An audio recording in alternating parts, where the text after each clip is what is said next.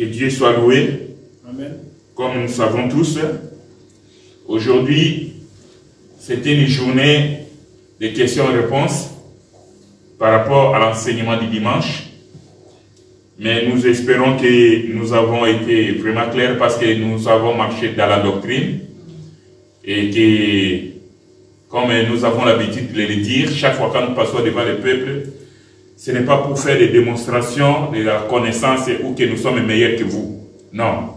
C'est une grâce que nous avons trouvée et nous avons aussi l'habitude de dire à l'Assemblée que c'est la doctrine qui nous fait asseoir et que c'est la doctrine qui va nous amener au ciel. Amen. Amen. Nous pouvons avoir la connaissance, c'est bien beau, pour comprendre la pensée de Dieu et cela nous aide dans tout ce que nous faisons et cela nous aide à mieux prier. Amen. Amen. Alors, le dimanche,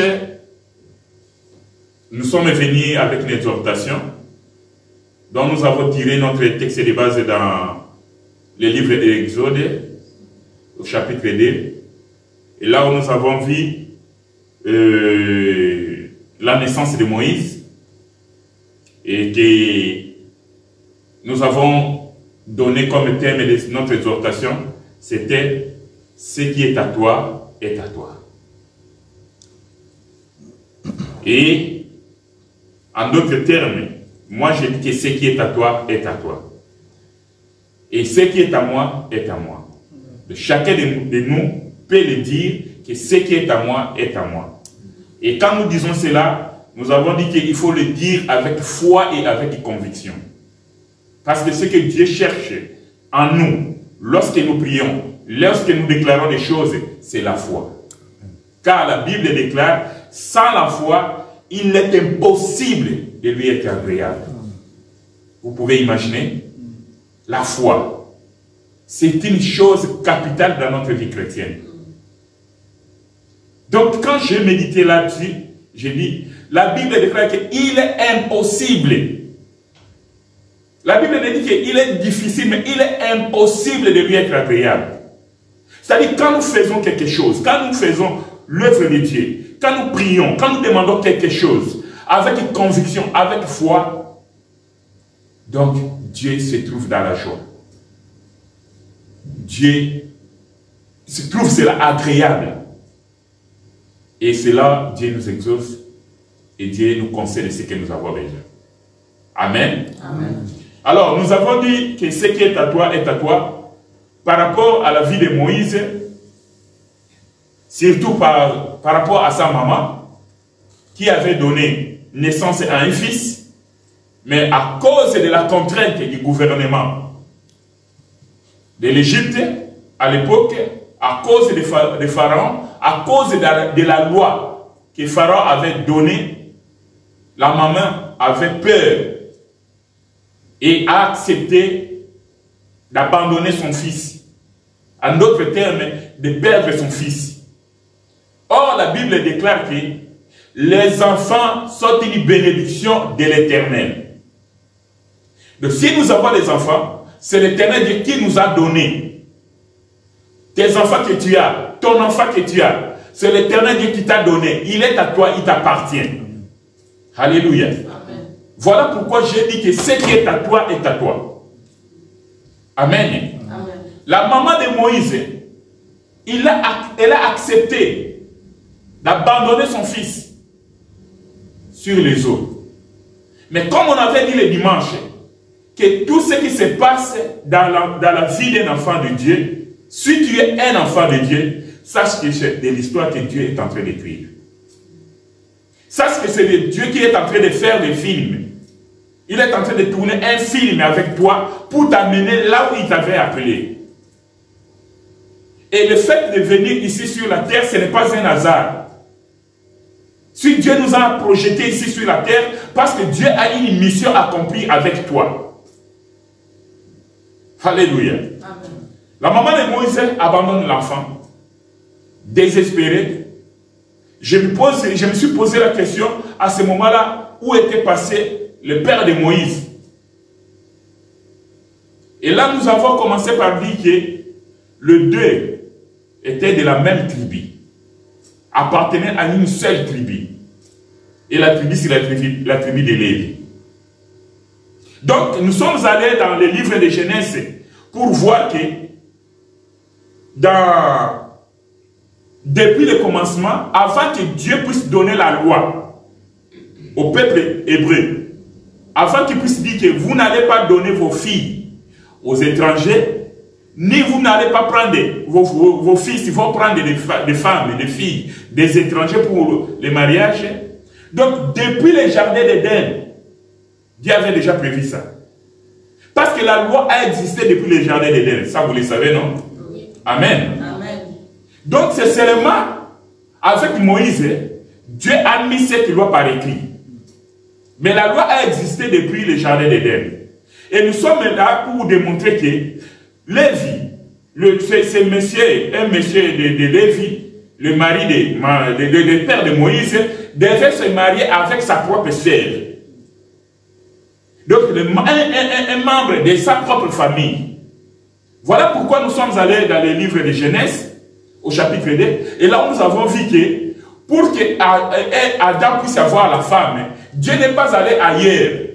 Dieu n'a pas touché encore la terre pour la deuxième fois, pour former Ève.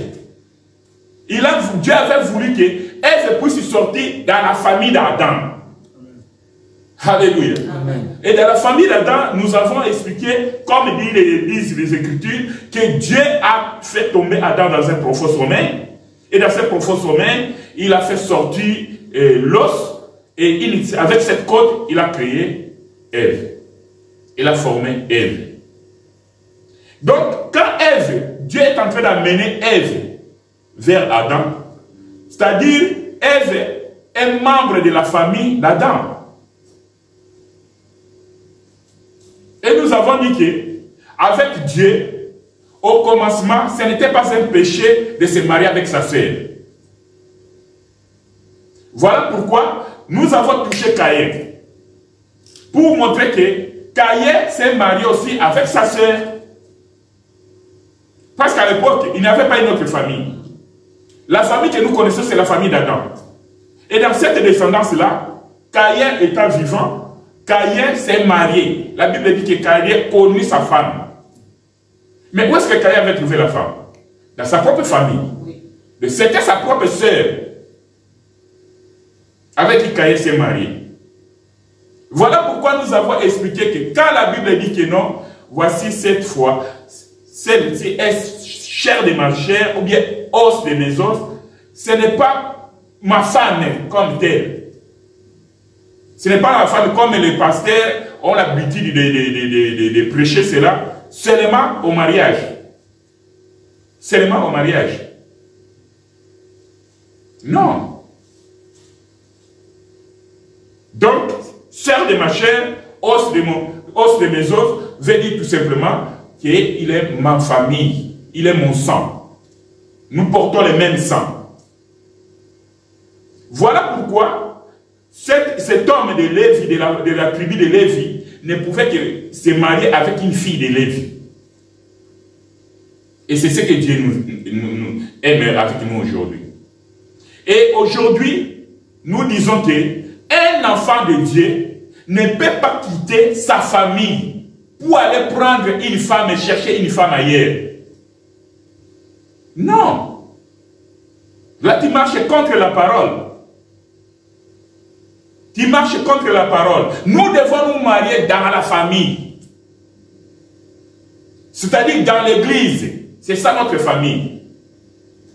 Mais si tu oses aller chercher une femme en dehors de ta famille, une païenne, ou bien tu acceptes la main d'un païen, sache que tu vas payer les conséquences.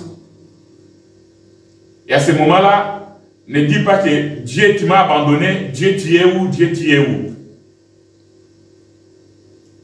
Et je vais vous donner un exemple dans la Bible. Salomon a osé. Il n'a pas voulu, mais il a osé. Mais il a vécu ce qu'il a vécu. Akab, il a osé prendre une femme étrangère. Mais il a vu ce qu'il a vu. Et nous avons vu comment Akab est mort. Donc, Dieu reste Dieu et sa parole est d'actualité pour toujours. De l'éternité à l'éternité, la parole de Dieu reste d'actualité. Nous devons faire cet effort-là d'enseigner à nos enfants la voix de Dieu et de leur enseigner qu'ils ne doivent pas aller se marier avec les étrangers, avec les païens, pour le bien-être de tous et pour que nous soyons heureux. Et là, nous allons voir que tu seras capable de dire, lorsque la Bible dit que celui qui trouve une femme trouve le bonheur. Amen. Amen. Sinon, tu ne verras pas le bonheur. Vous savez pourquoi? Parce que nous, dans notre famille, nous avons une constitution. Nous avons des règles, nous avons des lois. Et comme toi et moi, nous partageons la même constitution, nous partageons les mêmes règles, nous partageons la même loi, donc il n'y aura pas vraiment de difficultés. Même lorsqu'il y aura des différences. Donc, ça sera pour un peu de temps et nous allons régler ça facilement parce que nous avons la même constitution. Amen. Et notre constitution, c'est la parole de Dieu. Alléluia. Amen. Alors, nous avons avancé pour montrer et dire que Moïse est abandonné sur les eaux. Et comme on avait dit les dimanches, nous avons dit que nous allons rester dans la doctrine parce que le docteur Roger Bouleli nous avait enseigné là-dessus dans la révélation. Et nous avons montré le dimanche, nous avons parlé que cet enfant-là, les parents l'ont déposé quelque part. Donc, la caisse devait flotter sur l'eau. Devait flotter sur l'eau. Comme la chose venait de Dieu, et Dieu avait déjà un plan établi, et que ça pouvait coïncider juste au moment où la fille de Pharaon et ses compagnes devaient descendre pour aller se baigner. Et là, Moïse va commencer à pleurer. Et que jusqu'à ce que la fille de Pharaon va demander à ses servantes d'aller chercher la caisse. Et ils vont ouvrir la caisse et ils vont trouver qu'il y a un enfant qui pleure. Et la fille de Moïse a compris directement que c'était un enfant des Hébreux. Pourquoi? Parce que la fille de Pharaon savait que son père avait donné une loi que toute femme hébreu qui allait mettre au monde un fils, on devait le tuer. On devait le tuer. Pourquoi? Ils avaient peur des Hébreux. Parce qu'ils devenaient de plus en plus nombreux. Et Pharaon avait peur que non, ce peuple, il devient de plus en plus nombreux. Un jour, ils vont se révolter et ils peuvent faire la guerre contre nous. Voilà pourquoi il avait donné cette loi-là. Mais, désespéré, la maman de Moïse, à la maison, sa grande sœur, nous disons que c'est l'esprit prophétique, l'esprit de Christ, qui va toucher cette petite fille-là pour dire que non, je vais surveiller mon petit frère pour voir ce qui lui arriverait. Il pouvait surgir une bête féroce, un poisson carnivore. On ne sait pas. Sur le fleuve, il y a beaucoup de choses. Il y a beaucoup de monstres marins. Donc la maman, ce qu'il attendait, je ne pense pas qu'elle attendait la bonne nouvelle. Parce que lorsqu'elle dit que ce qui arriverait à son fils, elle était vraiment désespérée. Parce qu'elle a perdu. Mais Dieu, dans son plan, dans son film, il a fait ce que cette petite fille puisse avoir le courage de venir approcher et parler à la princesse. Un enfant esclave, un enfant des esclaves. Vous imaginez? Et il n'y a que Dieu qui peut faire des choses pareilles. Amen. Et la fille de Pharaon, sans s'étonner pour dire que d'où sorti, qu'est-ce que tu viens, est-ce que tu as le droit de venir me parler? Dieu avait déjà préparé son cœur. Parce que Dieu sait comment il prépare les choses. Dieu avait déjà préparé le cœur de la fille de Pharaon. Et la proposition de la fille, veux-tu que j'aille chercher une maman pour qu'il puisse nourrir, allaiter cet enfant? Et la fille de Pharaon, sans discuter ni quoi, sans hésiter, va me la chercher. Et la fille est allée chercher sa propre maman, donc la maman de Moïse. En d'autres termes, ce que maman de Moïse avait perdu est revenu à elle. Amen. Alléluia. Amen. Ce qui est à toi est à toi. Amen.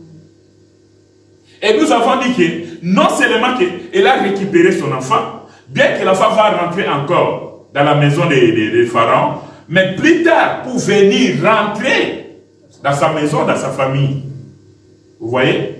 Parce que Dieu avait une mission avec Moïse. Moïse ne devait que rentrer dans la famille, chez les Hébreux, pour accomplir la mission pour laquelle Dieu l'avait envoyé sur la terre. Voilà pourquoi nous disons que tout et chacun de nous a une mission à accomplir avec Dieu. Amen. Ce n'est pas un hasard que tu te retrouves ici. Amen. Alléluia. Amen.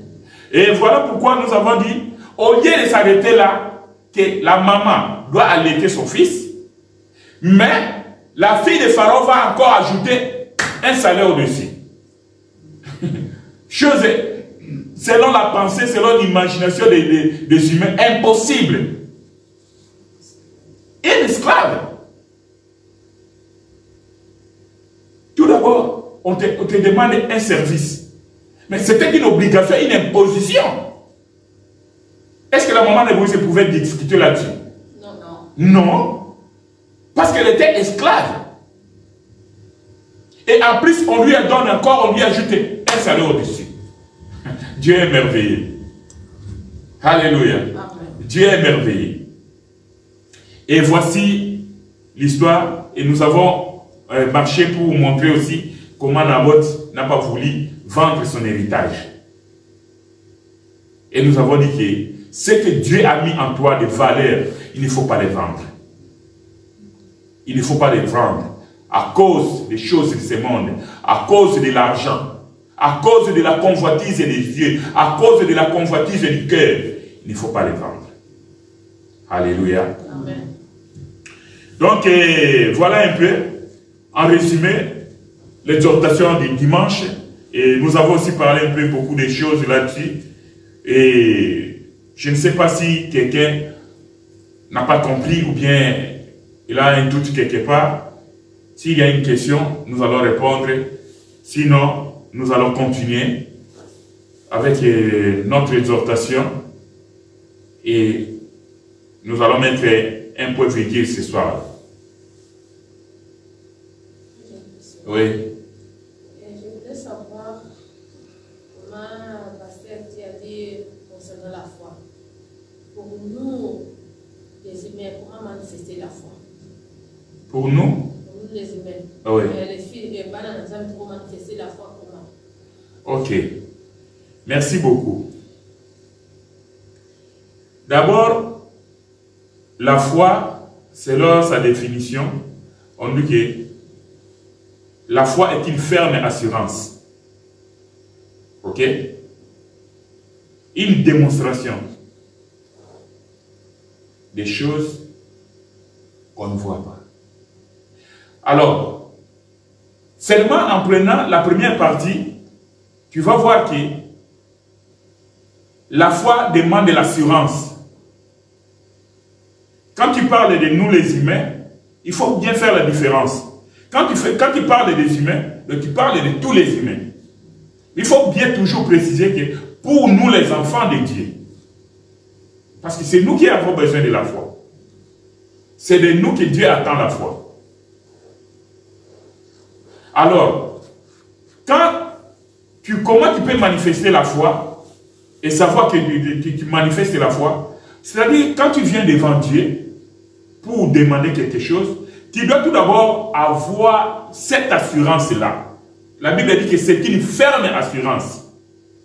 Donc, une ferme assurance qui ne doute point. Alors, pourquoi la Bible dit que celui qui s'approche de Dieu croit que Dieu est le rémunérateur de tous ceux qui le cherchent. Et comment tu peux croire que Dieu est le rémunérateur de tous ceux qui le cherchent? Il faut avoir l'assurance. Tu vois? Donc, si tu n'as pas l'assurance, déjà ta foi commence à bâillonner. Donc, la première chose, c'est la voie de l'assurance. Et quand tu as de l'assurance, tu viens devant Dieu, dans la prière, tu viens présenter ton problème, tout ce que tu as comme souci, tu présentes ça à Dieu, et avec la foi, parce que la foi vient de ce qu'on entend, et ce qu'on entend, c'est la parole de Christ. Amen. Amen. Alors, l'assurance que tu as là, c'est par rapport à la parole de Dieu. Parce que sans la parole de Dieu, tu ne peux pas voir la foi. Tu as la foi, c'est à cause, grâce à la parole de Dieu. Maintenant, comme tu as la foi, maintenant, il faut avoir l'assurance. J'insiste bien sur l'assurance. La foi vient de ce qu'on entend, et ce qu'on entend, c'est la parole de Christ. Alors, si tu as la foi, c'est-à-dire parce que tu as entendu la parole de Christ. Maintenant, il faut avoir l'assurance. L'assurance, c'est quand tu demandes quelque chose, alors il faut bannir les doutes. Il faut chasser les doutes loin de toi. Parce que les doutes, c'est un élément, une arme redoutable du diable. Une arme redoutable du diable.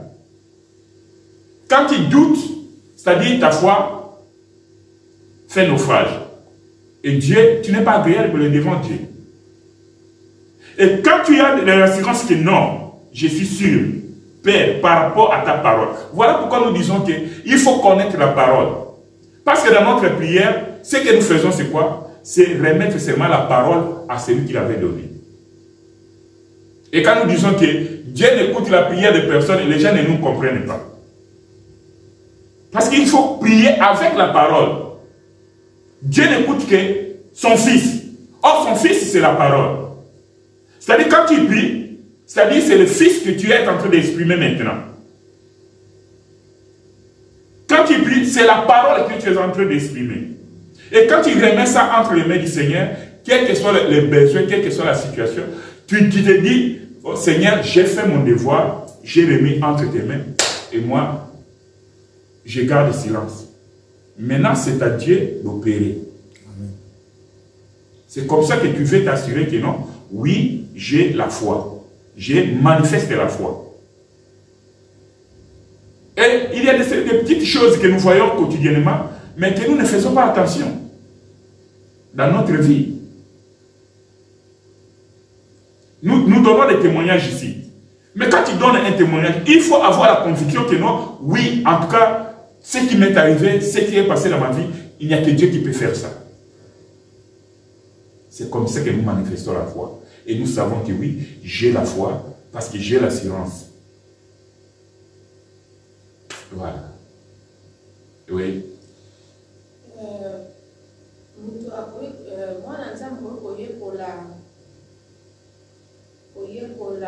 pour la enseigner, oui. Parce qu'on dit que la parole de la foi, mais la parole de Dieu. Oui. C'est que moi, je m'appuie pour la. Comment pratiquer la foi?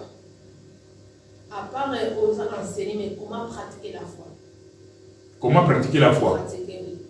Quand on pratique, au lieu de la parole, mais c'est pour manifester on pratique. Comment manifester ça? Comment manifester ça? Bon, la foi, c'est, je dirais, ce n'est pas... ce qu'on pratique, c'est la parole de Dieu. La foi, on la manifeste. Tu vois? Je ne sais pas si tu vois la différence. Parce que la Bible dit que la foi vient de ce qu'on entend, et ce qu'on entend, c'est la parole de Christ. Donc, si nous avons entendu la parole de Christ, c'est-à-dire nous devons pratiquer la parole de Christ. Nous devons vivre cette parole-là. Et la preuve en est que notre bien-aimé, le frère Paul, tellement qu'il a entendu la parole de Christ, et cela a manifesté la foi en lui. Et Paul pouvait dire que ce n'est plus moi qui vis, c'est Christ qui vit en moi.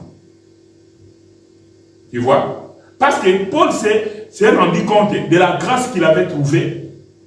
Paul qui était un pécheur, un meurtrier, disons cela, un brigand, entre guillemets, parce qu'il était en train de faire des choses au milieu des chrétiens. Mais la Bible dit que là où le péché a abondé, la grâce de Dieu a surabondé. Voilà pourquoi ce que Dieu a fait dans la vie de Paul, c'était à cause de la foi que Paul avait. Parce que Paul, une fois rencontré le Seigneur, il a écouté la parole de Christ. C'est là où il a manifesté l'obéissance à la parole et la foi, sa foi a été mise en marche. Il avait cette assurance-là, comme définit la Bible.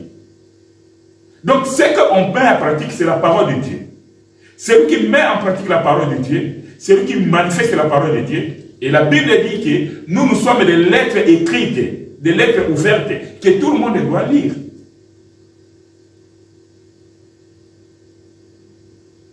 Il y a des gens de la foi, que la Bible nous donne des exemples, on cite les gens par-ci par-là, lorsque Jésus était sur la terre. C'est quand nous confessons par notre bouche, et on sait que non, cette personne vraiment a l'assurance, a la foi. Voilà pourquoi Jésus pouvait dire que non, en Israël, je n'ai jamais trouvé une foi comme celle-ci. Jésus, c'est elle qui l'a déclaré. Mais cet homme-là, qu'est-ce qu'il a fait? Ou bien cette femme-là? La femme est cananéenne qui sa fille était malade. Non, il s'est accroché à cette parole-là. Il dit non, je sais que les pains sont pour les enfants. Les pains ne sont pas pour les chiens. Mais les chiens tombent, les miettes qui tombent sous la table. Quelle révélation! Jésus a dit non, c'est pas possible. Alors tout ça, c'est Dieu qui fait toutes ces choses-là. C'est le Saint-Esprit qui opère en nous. Parce qu'il y a aussi le don de la foi.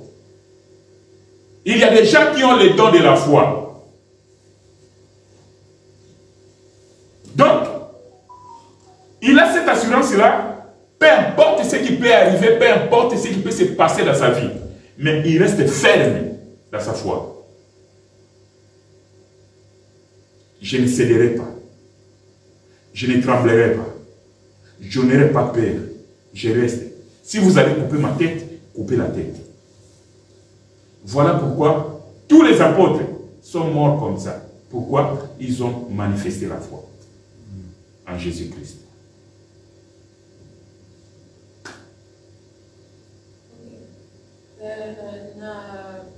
Même pour étude, il y a la foi. Les amis, les apôtres, les évangélistes, les pasteurs, oui. mais les alaki, la temps où vous allez être pasteur de la foi, vous allez que l'homme rempli de la foi, ou vous allez l'homme comme un don de la foi, ou l'homme comme un ministère de la foi. Bon, pasteur de la foi. En fait, moi je crois que c'est un sobriquet. Je ne sais pas bien te dire là-dessus si c'est lui-même qui s'est attribué ce nom-là ou bien c'est l'Église qui lui a donné ce nom-là. En tout cas, là, je ne sais pas. De la foi par rapport à quoi? Je ne sais pas. Je ne saurais pas. Mais le don de la foi, oui. Attends. Je peux te donner un exemple dans la Bible. Bon, on vient de parler de la femme cananéenne, non? On va parler des officiers romains. Voilà. Celui qui avait venu rencontrer le Seigneur Jésus-Christ, il dit que non, je ne suis pas digne que tu entres chez moi, hein, il dit seulement une parole, et mon serviteur sera guéri, quelque chose comme ça. Vous voyez? Donc c'est ça. Cet homme-là avait le don de la foi. Parce que tout d'abord, c'était un étranger. Tu vois un peu? Et ce n'était pas n'importe qui. Un officier. Mais cette foi-là, ce n'est pas donné à tout le monde. Lui-même, il s'est examiné et il s'est rendu compte que non, en tout cas, je ne suis pas digne de recevoir cet homme. Donc, il a déjà reconnu que cet homme, c'est un saint. Un homme saint. Jésus-Christ de Nazareth. Alors, ça ne sert à rien, moi qui suis un homme pécheur, que cet homme puisse arriver juste sur moi à la maison. Il dit seulement une parole et mon serviteur sera guéri. Tu vois les gens qui ont les dons de la foi. Ce n'est pas que tu vas te donner les noms que non, moi, j'ai les dons de la foi. Et non, les dons de la foi se manifestent. Nous allons remarquer que non, la sœur Laurine a les dons de la foi. Maman Angèle a les dons de la foi. Tu vois, le frère Owen, frère Béni a les dons de la foi. Donc quelqu'un qui a les dons de la foi, c'est-à-dire là où vous trouvez que c'est impossible, là où vous trouvez que non, c'est sans issue. Mais lui dit que non, nous allons parvenir, nous allons arriver. Dieu va nous accompagner. C'est pareil. Lorsque les enfants d'Israël étaient en marche vers la terre promise, ils ont vu des géants. Et tous les autres, ils avaient peur. Mais les autres, les deux là, ont dit que si l'Éternel est avec nous, nous allons entrer à Jéricho, nous allons faire tomber cette ville-là. Et ça, moi, je vois que ces deux-là avaient les dons de la foi. Parce qu'avec les yeux humains, impossible. Quand on parle des géants, on dit qu'ils avaient la taille des enfants d'Anak. Un géant, il est là. De son bras ici. C'est là, comme ça. Bon, c'est à peu près imaginer ce que on décrit Goliath dans la Bible. Il mesurait combien? Son doigt, le pouce là, c'était comment? Tu as déjà vu un doigt ici comme ça, là. Mais si tu prends comme ça, c'est fini. Mais les autres, les 10, ont dit que c'est impossible. Donc, à leurs yeux, nous étions comme des sauterelles. Voilà. Donc, ils vont nous broyer. Mais, Caleb et Josué disent non. L'Éternel est avec nous. Nous allons entrer. Et nous allons prendre possession. Oui, frère Owen. Aussi, comme Moïse, par exemple, devant la mer Rouge. Voilà. Devant la mer Rouge. Il a entendu la parole de Christ. En d'autres termes, il a entendu la parole de l'Éternel. Et cela a suscité la foi.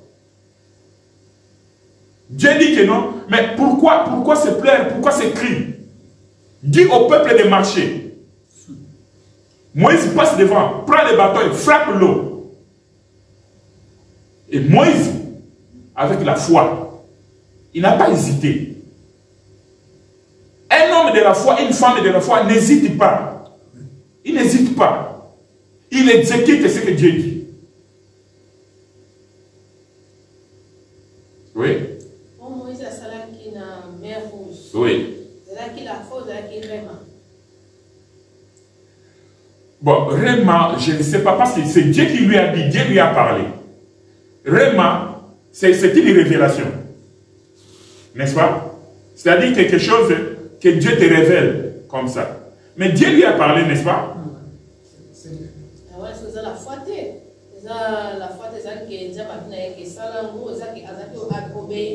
obéissance. Mais oui, mais il pouvait être aussi désobéissant. Pourquoi? Parce qu'il y a la mer devant. Voilà. Imagine nous maintenant. Derrière, il avait l'armée de Pharaon. Imagine la mer devant, on te dit va. Oui. Est-ce que vraiment tu vas aller? Par exemple, on est au stand dans la mer, on te dit va, ça va ouvrir. Aux yeux des hommes. Ouais. Moi, je ne veux pas aller aux yeux des hommes parce que tu vas te noyer. Oui. Comme avec le bâton aussi. C'est un commandement, pas commandé. C'est un commandement, ce qui est déjà une parole, déjà c'est déjà dit, il fait. Mais qui avait parlé? Ce n'est pas l'Éternel. Oui. L'Éternel, ce n'est pas le Christ. Oui. Alors, la foi vient de ce qu'on entend. Oui. Et ce qu'on doit attendre, c'est quoi? La parole de Christ. Oui. Alors, Moïse avait entendu la parole de Christ. Oui. Alors, Il a manifesté. je ne sais pas si la sœur a compris. C'est comme sur le bateau. Quand Pierre il a vu Jésus marcher. Oui, c'est là où j'allais arriver. Vas-y, Il a dit, puis-je moi aussi te suivre? Il a dit, oui, viens. Donc il a entendu lui dire, viens. Donc lui, en entendant ce que Christ a dit, vu qu'on entend de ce qu'on entend, il a entendu ce qu'il a dit, lui, il a mis il a eu foi en ce que Christ a dit. Voilà. Alors, il a marché aussi sur l'eau. C'est pour ça qu'après Christ, quand il est tombé, parce qu'il a vu les vagues, il a dit, vents. homme de peu de foi, pourquoi as-tu douté Voilà. de ce que je t'ai dit? Oui, là, si je comprends. Mais la question est que Moïse, frapper les eaux. Oui. Zamba Lobi, Ayoki, il a tendu. Nous voyons que la parole, ça vient de ce qu'on attend. La foi, ça vient de ce qu'on attend. Mais, à manifester qui est mot. On va dire qu'Ayoki a tellement de malheur, non, à manifester qui est mot. Non, il a obéi. Il a obéi à la parole. Oui, obéi, il a manifesté. C'est automatique. Je ne sais pas quand tu obéis à une chose, automatiquement ça se fait. C'est ça qui se manifeste. C'est ça le mot manifester. Ça vient. Ce qu'on ne voit pas se manifeste parce que tu as obéi. Oui. Avec quoi tu obéis? Avec la foi. Oui. Mais c'est la même chose, manifester, tu obéis, tu manifestes la foi. Non, ça se passe après. Ça se passe après. Première obéissance. Parce que Christ, il te dit, toi tu demandes à Christ, je peux marcher sur l'eau. Et toi, il te dit, viens. Ok, j'obéis, j'y vais. Le fait d'avoir voulu, j'y étais au moment où je suis en train de marcher sur l'eau. Oui. Ah, je vois que ça se manifeste. Donc je peux vraiment marcher sur l'eau. Pourquoi? Parce que j'ai obéi en premier lieu à ce que j'ai entendu. J'ai entendu, j'ai obéi et j'ai manifesté. On met la foi à la parole. Tu vois? Parce que tu as écouté la parole de Christ. Maintenant, tu prends maintenant cette parole-là, tu obéis. Tu exécutes la parole de Dieu. C'est ça la parole, exécuter. Exécuter la chose. Ce qu'on puisse la mine pour le fondament au relais. Nayoki va pisciner à la Kei Boyen, dans la relais, gagner au fondament. C'est là qui se passe dans l'état. On bloque la mérité. Nayoki, mais il faut bouger. Oui, il faut que Nayoki, on peut maintenant la bien monde d'acter bouger. Il faut bouger là comme ma place en haut. On a mon amour dans mon affaire. Il faut que la salle acte, il y a beaucoup bouger. Mettre la parole en pratique. En pratique. C'est ça, c'est ce que nous sommes en train de dire, ma soeur Paola. C'est ce que nous sommes en train de dire. La manifestation occasion, ça c'est mon appui qu'il faut manifester. Bon, comme tu veux le mot manifester, ce n'est pas un problème. Mais tu dois comprendre que, donc, dans les choses de Dieu, Dieu cherche tout d'abord l'obéissance. Voilà pourquoi Samuel est en train de nous dire l'obéissance vaut mieux que le sacrifice. Tu vois? Alors, quand on obéit à Dieu, et Dieu vient maintenant avec... Parce que tu as obéi à sa parole. Tu as obéi à ce que lui, il veut. Et le reste, ça peut couler. Voilà pourquoi Dieu, il avait dit aux enfants d'Israël, si vous obéissez à mes commandements, vous obéissez à mes paroles, vous mettez en pratique, voici ce que je vais faire. Donc, c'est un peu ça. Donc, par rapport à la foi, et que nous devons être obéissants, comme nous avons dit, et parler comme Paul, ce n'est plus moi qui vis, c'est Christ qui vit en moi. Amen. Parce que la parole, c'est toute une personne. Le dimanche, tu étais en train de chanter ici, que je vais chanter et je vais prier comme Jésus, je vais faire comme Jésus. Donc quand nous voulons faire quelque chose comme Jésus, c'est-à-dire nous voulons vraiment manifester la parole, donc vivre cette parole, mettre la parole en pratique. Et Dieu trouve la sanctification. Parce que la Bible nous demande de marcher dans la sanctification. Elle dit que tout celui qui s'approche de Dieu doit se sanctifier parce que Dieu est saint. Alors toi qui marches dans la sanctification, tu obéis à la parole de Dieu. Et cette obéissance-là fait à ce que, comme tu as obéi à la parole, c'est-à-dire tu as écouté la parole de Christ, et ça manifeste la foi. Et cette foi-là, quand il marche, c'est Dieu qui opère des miracles et des miracles. Amen. Amen. Allez. Est-ce qu'il y a encore une autre question? Oui, toujours la sœur Aurina. Aujourd'hui, c'est son jour. Allez, vas-y.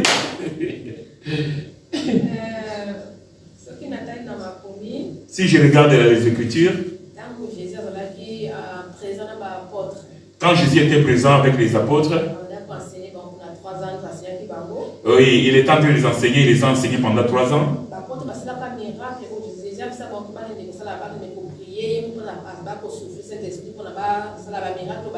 Oui. Mais après résurrection de Jésus, après résurrection, après le Saint-Esprit, oui. Miracle incroyable. Et l'apôtre Paul, oui. Il s'est ressuscité. Oui. Bon. Le problème qui est là, c'est vraiment difficile à comprendre cela pour les uns, mais pour les autres, c'est facile. Tu vas voir que Jésus a envoyé les disciples. Je vous ai donné le pouvoir, aller guérir les malades, Ils sont allés. Ils sont rentrés et ils étaient très contents du fait que même les démons les avaient obéis. Mais Jésus leur dit que non. Écoutez, ne vous réjouissez pas que parce que les démons vous ont obéi et ils sont sortis des gens, des corps des gens. Mais réjouissez-vous parce que vos noms sont écrits dans le royaume des cieux. Amen. Tu vois? Donc, les apôtres, ils pouvaient sortir parce que Jésus leur a donné le pouvoir. Mais le Seigneur va dire que non, ne sortez pas encore. Restez à Jérusalem, dans la chambre haute, jusqu'à ce que le consolateur vienne. Parce qu'en tant que les humains, ils étaient animés par les sentiments humains. La chair participait. Imaginez-vous qu'ils sont allés, ils ont fait des miracles, ils rentrent, mais ils sont contents. Mais parce qu'ils n'avaient pas compris qui était Jésus. Ils n'avaient pas compris. Et je vais te dire encore que les apôtres, à cette époque-là, ils étaient encore des païens. Tu vois ça? Ils n'étaient pas convertis. Alors il fallait attendre le Saint-Esprit, parce que quand le Saint-Esprit arrive, ils reçoivent ces baptêmes-là, et le Saint-Esprit va leur enseigner tout ce que Jésus, puisqu'ils ne pouvaient pas retenir pendant 3 ans des enseignements, retenir toutes les choses. Et retenir ce que Jésus leur avait enseigné par rapport à la loi. C'est le Saint-Esprit qui est venu, je dirais, faire le mariage entre ce que le Seigneur Jésus-Christ leur avait enseigné et la loi, et les prophètes, et les psaumes. Ici, on peut citer les 3.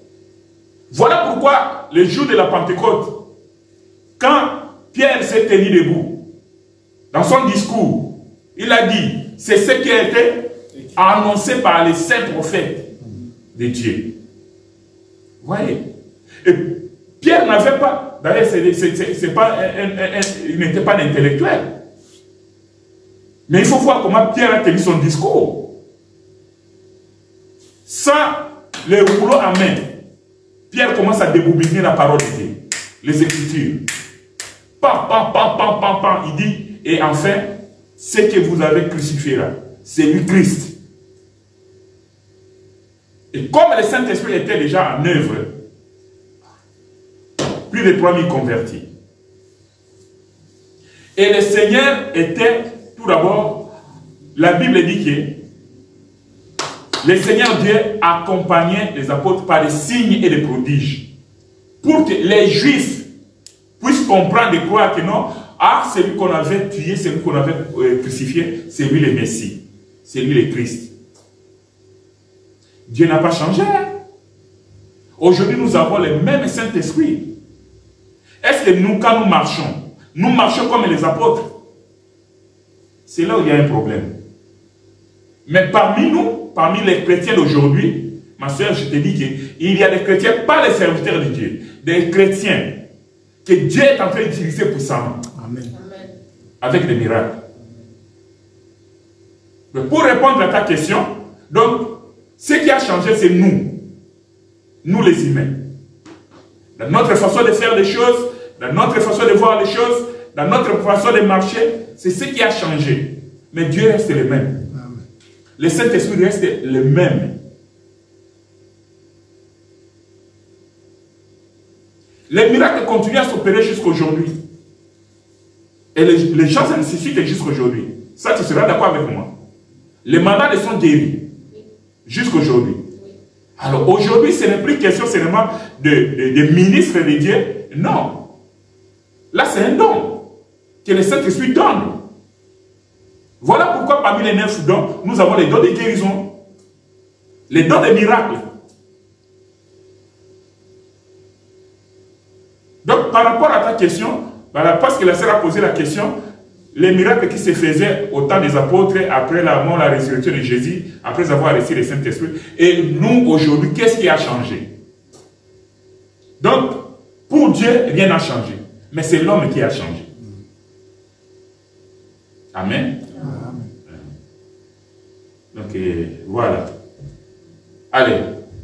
Aujourd'hui, c'est la sœur Aurine. Oui, maman, j'ai une question. Qu'est-ce que ça se trouve? Exode 2. On saute juste 7 jusqu'à 9. Exode chapitre 2, verset 7 à 9. Oui. Bon. Le problème est que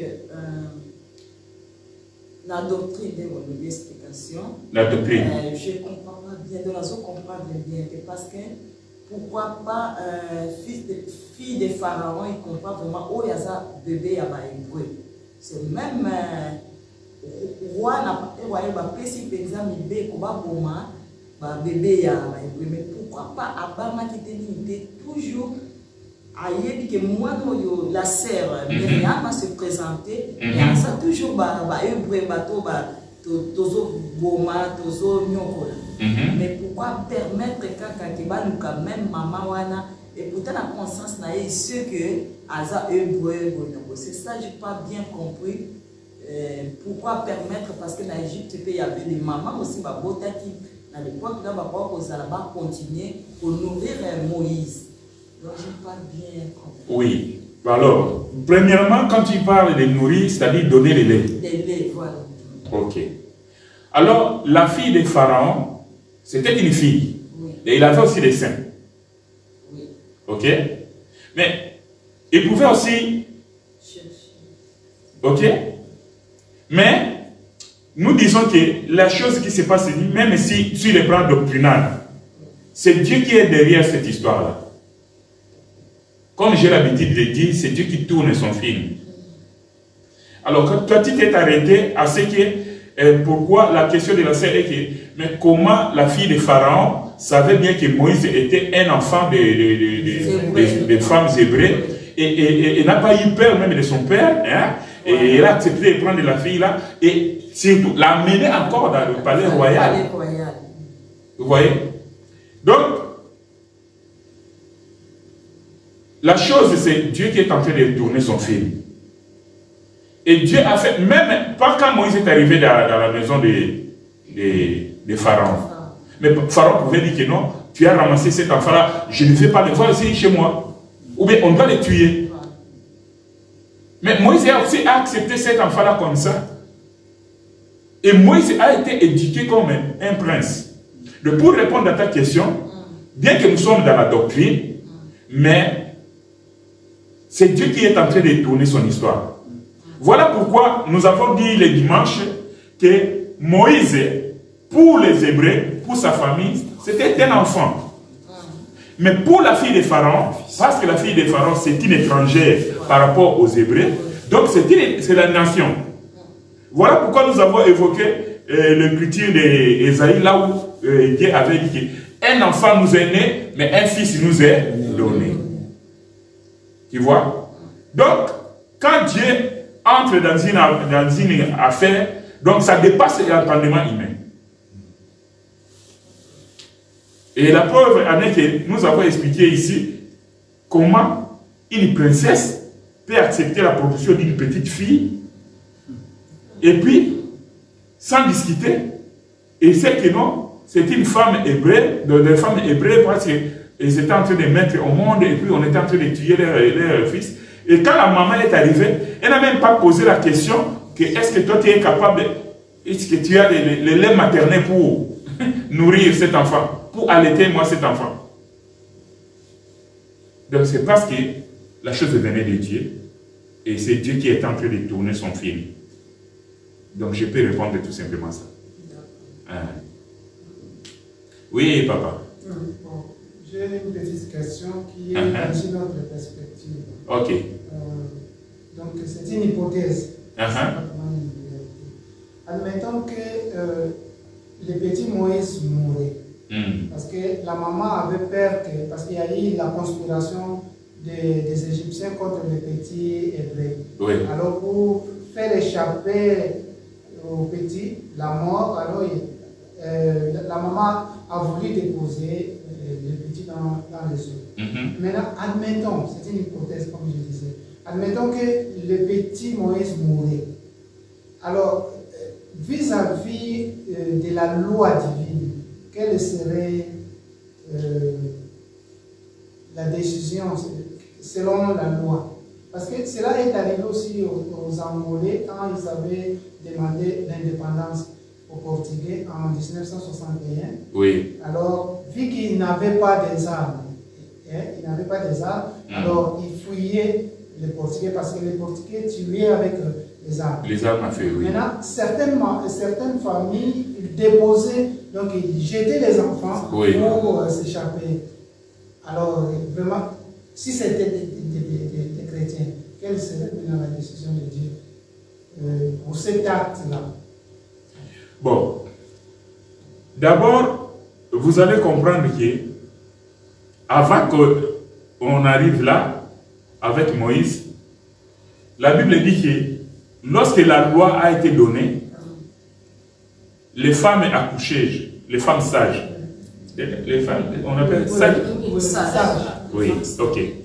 Donc, ils étaient là, ils ont dit que, parce que les Égyptiens, normalement, n'étaient pas là. C'est la loi, et, parce que c'était des esclaves.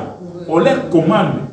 C'est comme si on te dit que, viens ici, c'est comme des insensés quand ils entrent à la maison, surtout à l'est du Congo, ce qui se passe là. On dit que non, écoute, tu prends cet arme-là, tu tues ta femme. Ou bien tu tues ton enfant, ou bien on donne à l'enfant, tu tes parents. Tu vois un peu?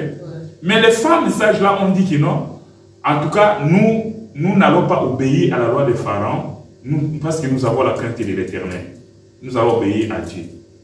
Mais Dieu a permis, ils ont menti. Ils ont dit que non, les femmes hébreues sont tellement vigoureuses que lorsqu'ils veulent s'accoucher, avant que nous on arrive, déjà, ils ont déjà accouché. D'ailleurs, c'était un mensonge. Mais comme c'était dans le plan de Dieu, ça pouvait passer comme ça. Et Dieu n'a pas considéré ça comme un péché. Vous voyez? Alors, l'hypothèse, selon que si Moïse mourait, bon, en tout cas, je ne sais pas. Il n'y a pas. Impossible. C'est impossible. C'est ça. C'est impossible. C'est pareil. Lorsque Jésus est né, tu vas voir que le véritable Moïse, c'est Jésus. Et même Hérode a donné l'ordre qu'on puisse tuer tous les enfants nés, tous les petits garçons de moins de 2 ans. Amen. Mais Dieu, dans son humilité, qu'est-ce qu'il a fait? Joseph, réveille-toi, prends ta femme et l'enfant, fuis en Égypte. Est-ce que Dieu vraiment pouvait fuir Hérode? Non. Voilà. Donc, quand Dieu veut exécuter sa parole, même Satan devient son serviteur. Parce que Satan, nous disons toujours que c'est un serviteur de Dieu. Satan doit exécuter la volonté de Dieu. Et voilà pourquoi même Pharaon ne pouvait rien faire. Et cet enfant-là ne pouvait pas mourir. Nous avons l'exemple lors de la présentation de Jésus au temple. Siméon. Elle avait eu la promesse. Et quand Dieu avait dit que non, toi, avant de mourir, tu verras le Messie. Peu importe, aujourd'hui, on venait de connaître cette peste qui venait de passer ici, c'est quoi? Covid. Vous voyez? À cette époque-là, Covid pouvait toucher tout le monde, emporter tout le monde. Mais Siméon ne pouvait pas mourir. Sinon, Dieu serait inventé. Vous voyez? Donc, Dieu a des plans qu'il avait établis depuis l'éternité. Il a déjà son film. Voilà pourquoi moi je vous dis toujours, pour Dieu, pour l'éternel Dieu, le futur, c'est déjà de l'histoire. Il ne fait qu'exécuter son plan et au moment opportun, au moment voulu par lui, déterminé par lui. Peu importe ce qui pouvait arriver, Moïse ne pouvait pas mourir. Vous voyez? Parce que c'était dans le plan de Dieu. Oui. Donc, voilà un peu ce que Dieu fait dans la vie des enfants de Dieu aussi. Donc, c'est qu'il a dit que toi, tu vas arriver à telle place. Peu importe les obstacles. Joseph aussi, vous pouvez aussi mourir. Vous voyez Joseph?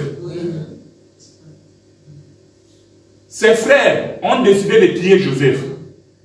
Mais comme c'était dans le plan de Dieu, comme c'était dans le film de Dieu, non, ce que Judas vient proposer, tous les frères sont d'accord. Donc la parole de plusieurs contre une parole. Mais les frères ont accepté la proposition de Judas. Parce que Joseph ne pouvait pas mourir. Parce qu'il avait une mission. Ok? Donc quand Dieu accepte la voix d'une personne, il met même à sa disposition tous ses ennemis. Donc c'est comme ça avec Dieu. Et... oui. Maintenant, que dirions-nous pour les familles angolaises qui abandonnaient les petits en fouillant dans la grosse monde? Bon, là je dirais, est-ce qu'il y avait une promesse ou bien un projet pour ça? Non. C'est comme ce qui s'est passé en Angola, c'est ce qui est passé au Congo. Ils ont tué des gens à cause des caoutchoucs. Ils ont coupé des gens les mains et consorts. Tu vois? Là, Dieu est en train de voir. Parce que Dieu n'est pas dans ces films-là, mais il est en train d'observer maintenant. Parce que c'est là où nous disons aussi qu'il y a la volonté permissive de Dieu et la volonté absolue. Quand Dieu parle de quelque chose, il dit quelque chose, qu'il fait que cette chose soit exécutée comme telle, là c'est la volonté absolue de Dieu. Et ça doit se passer comme ça. Mais il y a des choses, par exemple, le président portugais, le gouvernement portugais a décidé et Dieu a laissé faire, c'est la volonté permissive. C'est ce que nous appelons qu'il il permet que la chose arrive. Mais lui-même il sait que non, ces gens, ils seront un jour jugés. Alors, les mamans qui jetaient l'enfant, donc ils vont voir cabane, ils ont péché. Condamnation. Bon. Oui. Ils étaient en train de fuir. Ils n'avaient pas de choix. Ils n'avaient pas de choix. Est-ce que Dieu va condamner ces mamans-là? Non, elle veut savoir ceux qui jettent les enfants volontairement. Pendant la guerre ou bien volontairement, il n'y a pas de guerre. Volontairement, par exemple, aujourd'hui, là, par exemple, en Afrique, une maman n'a pas de moyen de nourrir l'enfant et jette l'enfant. C'est dans ce sens-là? Oui. Ah, ok. Non, là, c'est condamnable. Là, c'est condamnable. Oui. Là, devant Dieu, c'est condamnable. C'est comme beaucoup de filles ont jeté des enfants dans des fosses, dans des toilettes. Tu vois? Il y a de ces enfants-là, comme j'avais dit l'autre jour, Dieu a opéré des miracles. L'enfant imbibé, là-dedans, c'est seulement sa bouche là qui pleurait, et les gens ont entendu. Et les gens sont venus, même la personne qui est entrée là-bas, dans la saleté, pour prendre cet enfant-là. Ce n'est pas donné à tout le monde. Tu vois? Moi, j'ai dit que de tels enfants, il faut beaucoup faire attention. Ce n'est pas un hasard. Il est dans le plan de Dieu. Mais toute maman qui fait l'avortement, qui jette son bébé, qui abandonne son bébé, parce qu'il a pas les moyens et qu'il arrivait que le bébé ou bien l'enfant puisse mourir, un jour, Dieu va vous appeler au jugement. Ah oui. Parce que Dieu est capable de toucher les gens qui ont des moyens de venir te soutenir. Les gens de bon cœur, dans ton entourage, dans les quartiers, par où tu peux passer, pour que cet enfant-là puisse y vivre. Mais toi qui décides de faire l'avortement, toi qui décides de jeter l'enfant dans l'eau, dans des fosses sceptiques partout, et l'enfant meurt. Un jour, Dieu va t'appeler en jugement. Oui, la sœur, là, oui. Aujourd'hui, c'est son jour. Non, la classe du pasteur Lobeli a guerre, tout cela. Oui. La situation de guerre, n'a pas comprendre. Oui. Vous avez dit qu'on a un trait. Il y a vivre, au moins à vivre. Oui. Parce qu'on a moins au but que au kima, on a trop chargé. Oui. Ce qui va, moi, na koufi, dans ce une maman, papa, maman, mon big, qui t'a pour vous, t'as pas dans la fête. On a un dingue na pour le pédale. Mais ce qui est ça, que sa guerre, il arrive à que papa a koufi pendant la ticali. Oui. En place, on a pour condamner, c'est embêté. Parce que c'est la même que sa guerre, c'est la même Congo, et papa va voir qui va na parce que bon, on a pour ça, pas vite. Chose l'exemple que, on a ce qu'on va dire, des exemples, on a un micro, on a un micro, à part ça, en guerre, et moi, maman, il y a pour la zone qui va guerre, on va voir à maman, on a dit là. C'est la même chose. Oui, c'est ça. Donc, vous devez comprendre que, à l'époque, moi, j'ai écouté l'histoire même des guerres de 40 à 45. Les enfants, quand les parents se cachaient, ce sont les enfants qui trahissaient les parents. Quand les bébés pleuraient, les soldats passaient, par exemple les Portugais avec leurs armes, oui, dans la maison, et ils entrent, ils fuient, ils trouvent personne, mais peut-être qu'ils sont cachés quelque part. Mais tu vois que s'ils ont un bébé, quand l'enfant va pleurer, il y a des gens qui sont cachés ici. Et ils rentrent, ils tuent. Et voilà pourquoi beaucoup de parents pouvaient abandonner les enfants pendant la guerre pour sauver leur vie. Vous voyez? Et puis, à l'époque, ces parents-là ne connaissaient pas Dieu. Amen. Vous voyez? Mais aujourd'hui, nous avons la parole, nous avons la connaissance. Celui qui veut sauver sa vie, il va la perdre. Amen. Mais celui qui accepte de perdre sa vie à cause de Christ, il sauve sa vie, donc il reçoit la vie. Ouais. Tu vois? Tu perds la vie, mais tu gagnes la vie, tu reçois la vie. Mais ces parents-là. Mais si on le dit que pour sauver la vie, tu gagnes la vie. Sur le but que pour sauver la vie, à moi, on a eu une perte de vie. Pour gagner. Non, maintenant, il faut situer le contexte. Nous sommes dans le contexte de la guerre. Tu vois? Mais maintenant, celui qui accepte de perdre sa vie, prenons l'exemple des apôtres. Ils ont accepté de mourir. Oui. À cause de la parole de Dieu. À cause de Christ. Oui. C'est là où ils ont la vie. Oui. Mais les parents là, ce n'est pas à cause de Christ, c'est à cause du gouvernement portugais. Oui. Ok? Oui. Donc, ils ont perdu la vie. Les enfants ont perdu la vie. Les vieillards ont perdu la vie. La vie. Alors, si la Bible dit ceci, comme nous avons dit ici que ces gens-là ne connaissaient pas Christ, ne connaissaient pas la parole de Dieu, supposé qu'ils n'étaient pas convertis. La Bible dit que ceux qui ont vécu sans la loi seront jugés sans la loi. Mais ceux qui ont vécu sous la loi, ils seront jugés avec la loi. Tu vois? Mais Dieu est juste.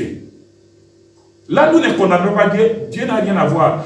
Par rapport à leur comportement, à ce qu'ils ont vécu à leur époque, si Dieu va les juger, il va les juger par rapport à leur époque là, sans la loi. Parce qu'ils n'avaient pas la connaissance de la loi. Mais nous qui connaissons la loi aujourd'hui, alors nous serons jugés selon la loi. Amen. Amen. Oui, oui frère Béni.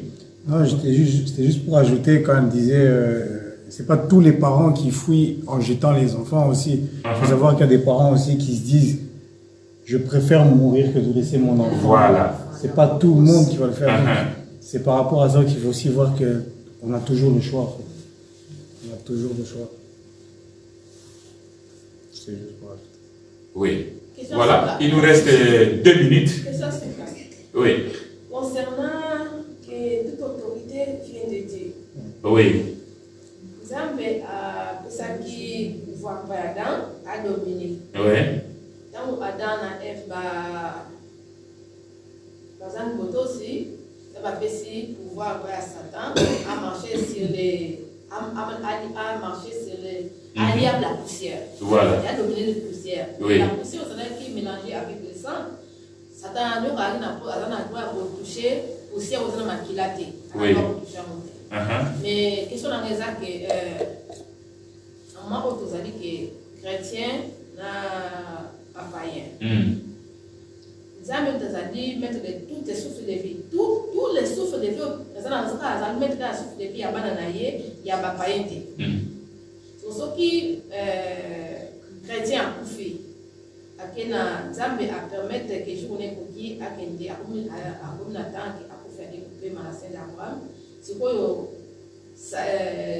païen? Païen. Parole bazali que passer la magie, nous sommes pas nés sauter, animer, sauter tout cela de gauche à droite.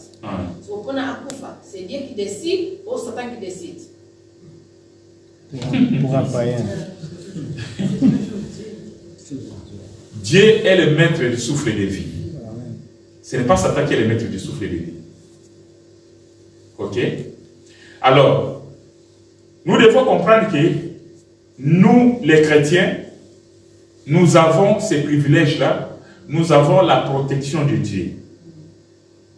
Voilà pourquoi un démon, un sorcier ne peut pas toucher la vie d'un enfant de Dieu. Ok? Un païen, c'est une créature de Dieu, mais ce n'est pas un enfant de Dieu. C'est là où il y a la différence. Il y a une différence entre être créature de Dieu et être un enfant de Dieu.